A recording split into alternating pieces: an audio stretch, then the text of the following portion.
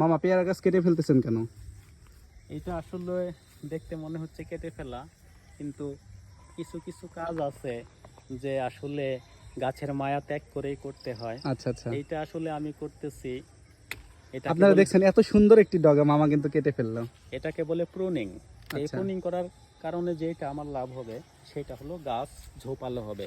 আচ্ছা এই যে দিক থেকে কিছু কিছু ছায়ন বের হবে, আচ্ছা, সেইটা গাছের শেপটাকে ঝোপালো করবে। এক্ষেত্রে কি ফলনের কোনো কমতি হয় কিনা? না না, এটা ফলনের কোনো কমতি হবে না, বরং আমার যত ডাল যত বেশি হবে ফলনের মাত্রা তত বেশি হবে। আচ্ছা, এদিকটায় দেখতে পাচ্ছি কয়েকটা পেয়ারা ধরেছে, এখানে একটা বড় হয়েছে যেটাকে ব্যাগিং করা হয়েছে।